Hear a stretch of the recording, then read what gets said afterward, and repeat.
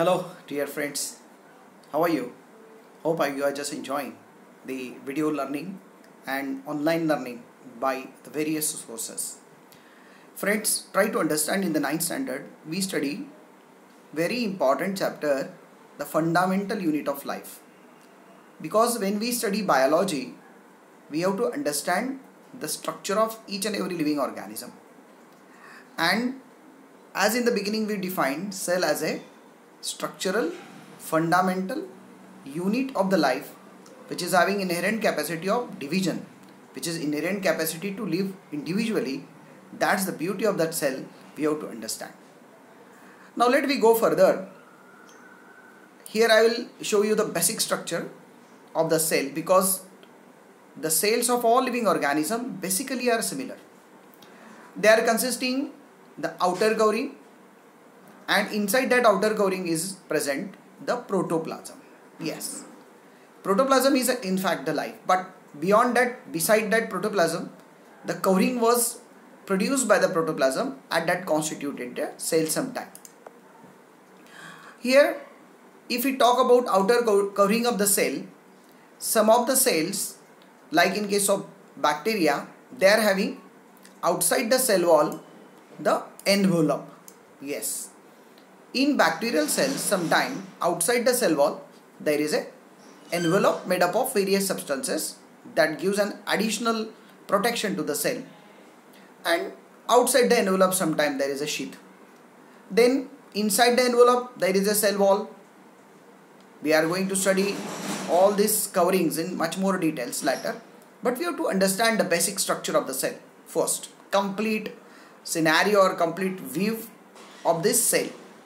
And inside the cell wall there is a universal membrane that we call plasma membrane. In fact, the plasma membrane is the most important membrane that plays important role in the movement of the material in and out that we learnt earlier. Inside this outer covering is present the fluid structure that we call protoplasm. This protoplasm is then further, for our sake of understanding, divided into the fluid content that we call cytoplasm, then the cell organelle. These are the subcellular bodies performing some specific functions, and then the nucleus. Then in cytoplasm, the major constituent is water, and inside the water are present inanimate, inorganic and organic matter that we call as cell intrusions. Cell organelles include endoplasmic reticulum, Golgi bodies, lysosomes, vacuoles, mitochondria, green plastid, and beside these there are a few latter, but we don't have to study in this syllabus this year. The nucleus, the master of the cell, controlling all the metabolic activities of the cell, containing in the genetic material, of course in case of eukaryotic organism, and it is also consisting some of the structure that we are going to study in much more detail later. Okay, so this is overall the summary chart of the structural peculiarities of the cell, and we are going to discuss all these things in much more detail in the incoming periods. Now let me go to understand the first part. In my opinion, is a structure of the cell wall. As we have studied earlier also that in animal cell wall is absent. Then in the list of other living organism including plant, the cell wall is there. Here it is a diagram of a typical cell wall, and here it is a typical plant cell. You can see if we go from inside to outside, it is a protoplasm, and then comes the plasma membrane. Outside the plasma membrane is a secondary cell wall, then comes the primary cell wall. So secondary and primary, these are the two layers of the cell wall, and this is adjacent cell, and in between the two adjacent cell there is, you can see here, cementing material present that we call them calcium pectide, and this is what we have to learn, the different types of cell envelope and cell wall and the remaining membranes. If we talk about cell wall, we can see here it is a outermost covering of the cell. Then it is usually hard, yes, it is rigid also, and it is permeable. In fact, due to its rigidity, in case of plants, the cells are comparatively rigid. If we talk about the cell wall in plants and protists and bacteria and fungi, they are little different. As in the beginning I told you that they are absent in the animal cell. They are present in plant, protists, bacteria, fungi. In case of plant cell, the cell wall is made up of cellulose, hemicellulose and pectin. While if we talk about the fungi, then in case of fungi, it is made up of chitin. It is a kind of polysaccharide. Then in case of bacteria, it is made up of mucopolysaccharide and muramic acid. So this is the beauty of the cell wall. Cell wall is present in protists, that means unicellular eukaryotic organism like Chlamydomonas, like diatoms. But in them, the cell wall is of different material. In bacteria, it is of mucopolysaccharide and muramic acid. In fungi, it is of chitin. And in plant, particularly, it is made up of cellulose and pectin. This is the characteristic feature. Then the second most important envelope or part of the envelope that we call plasma membrane. It is the outermost covering of the cell that separates the content of the cell from its external environment. The plasma membrane allows the entry and exit of the some material in and out, and therefore it is called as selectively permeable membrane. Listen, cell wall is permeable, allows all the material to go in and out, but plasma membrane is selectively permeable. What does it mean? It allows only a certain material to go in and out, and therefore it is called as selectively permeable, sometimes differentially permeable membrane. Plasma membrane is flexible and it allows certain gases like CO2 and O2 to diffuse in and out by osmosis, plasmolysis, endocytosis, phagocytosis, pinocytosis, exocytosis. All are this phenomena, and because of that the materials are given in and out. Then sometimes some selective absorption and secretion phenomena are also controlled by plasma membrane. Gases exchange like CO2 and O2 is facilitated by plasma membrane. And if we talk about its structure, it is lipid and proteins nature. Of course, carbohydrate moieties are also attached with that, but very typical structure of this plasma membrane make it so important and allows certain specific material to go in and out. Here you can see the structural peculiarities of plasma membrane. Here these are the phospholipids. Yeah, here and here. You can see there are two layers of phospholipids. And in these two layers of phospholipids are attached the proteins, and therefore it is called as lipoprotein, lipoproteinaceous in nature. There are certain proteins, you can see these are globular protein. These are present only on the surface of the membrane. They are called peripheral proteins.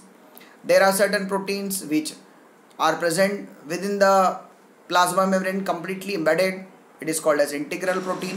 While there are certain proteins, as you can see over here particularly, these are having certain channels. Okay, they are having certain tunnels, and through the channel the certain materials are selected from outside and taken inside. Okay, so here you can see there is a glycoprotein, means it is a carbohydrate moiety and it is associated with the protein, and therefore it's called as glycoprotein. So the typical plasma membrane consisting of phospholipid bilayer, and inside them there are present proteins, integrated protein, peripheral protein and channel proteins. Okay, then there are certain carbohydrates, certain glycolipids, then cholesterol. These are the other ingredients which make that particular plasma membrane very specific to each and every living organism. So friends, try to understand this plasma membrane plays very important role in the exchange of material to and fro, inside and outside in any cell, and therefore it is important to understand this particular. Okay, so it is flexible, bilipid layer or lipoproteinaceous in nature, and allows the material in and out by diffusion, osmosis and so on. Then we'll talk about the another important part of the cell that we call cytoplasm.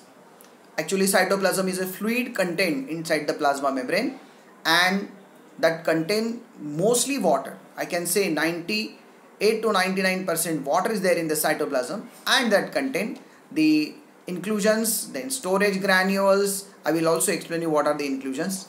Then storage granules, then fat globules and enzyme. Actually, the cytoplasm is a site of many biochemical reactions. Okay, that's important. So many biochemical reactions, that mean catabolism and metabolism, anabolism are occurring on the cytoplasm where all the enzymes are present. It is a aqueous medium, means containing much more amount of water for the metabolic process to happen. It contains many specialized cell organelle. We are going to discuss it later, and all the cell organelle perform some specific functions. The most important part is that viruses lack any membrane. They do not have any cytoplasm, and therefore viruses do not show any characteristic of life until they enter in a living body and use the cell machinery to multiply.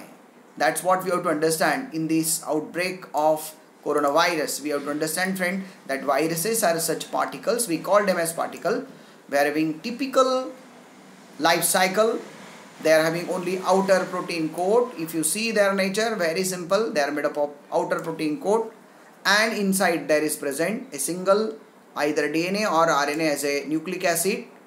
And here the coronavirus is RNA virus, and this RNA virus is having on its outer protein coat the spikes like structures, and therefore it looks like a crown, and therefore they are termed as coronaviruses. But coronaviruses do not get active until they get certain fluids, and therefore outside the body of living organism they cannot survive for long, and therefore we have to wash our hands again and again to eradicate the chances of getting infested with the viruses. Okay, so this is another important part. We have to understand cell inclusions are considered as the various nutrients or the pigments that can found within the cell but do not have any activity like other organelles.